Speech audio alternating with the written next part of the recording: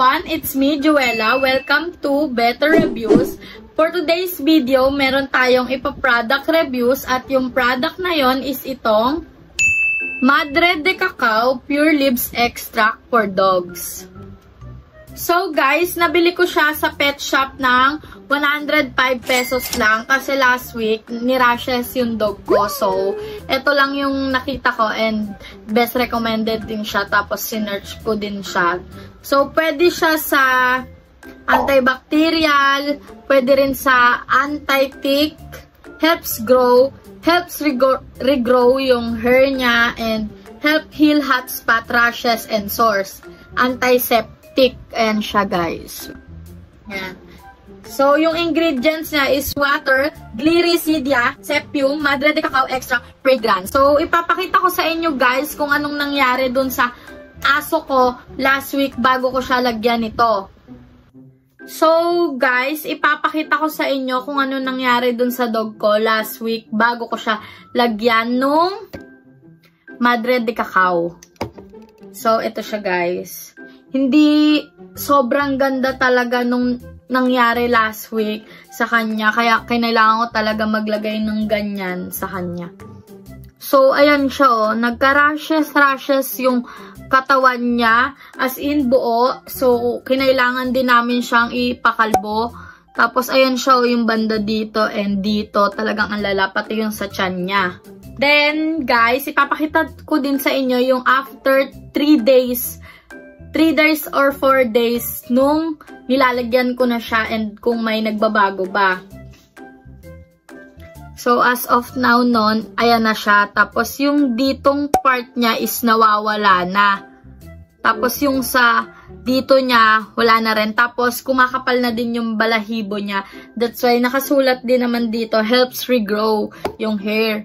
Tapos, ayan. Then, ito yung kanina kong picture sa kanya. Ito yung kanina kong picture sa kanya, guys.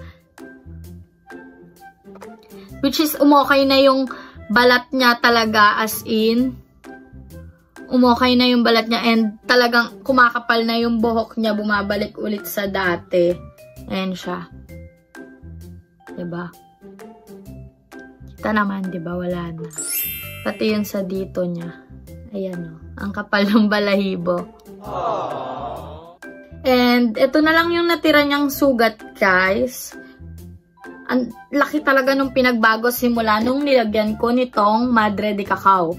Kasi talagang nag-search ako kung anong kailangan na pang spray. Kasi bago dalin sa vet, hindi din talaga siya tinanggap doon. Kasi nga may mga sugat-sugat. Tapos sa iba daw, pwede daw makahawa sa ibang aso.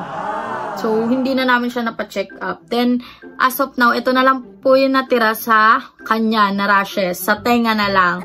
Yan na lang yung pinapagaling namin. Kaya may ano rin pa siya sa mukha. Ayan, ayan siya.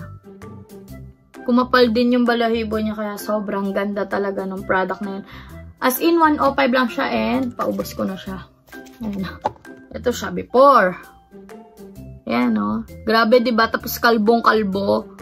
Tapos yan, ginagamit lang namin pang spray. O, yan. Ayan na siya ngayon.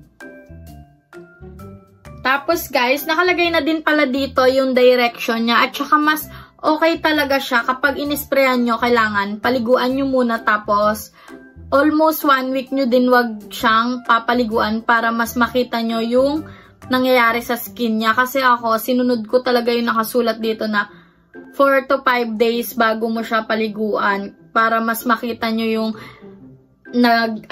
nagbabago dun sa ano niya, balat.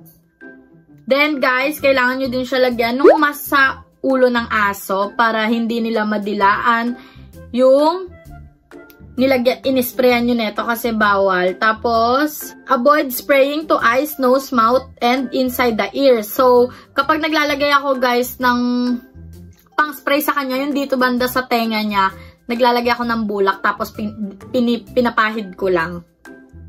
For external use only, keep out of the reach of children. So, yan din yung mga dapat natin iwasan. Mahawakan ng bata, ganyan. So, ito siya. Yun lang, best recommended ko siya as 105 pesos.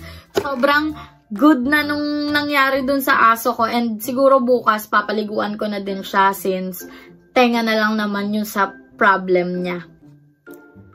So guys, i-rate ko siya ng 10 out of 10 kasi best recommended ko talaga siya. I hope you like this video and don't forget to click the notification bell and subscribe to our YouTube channel. Bye-bye!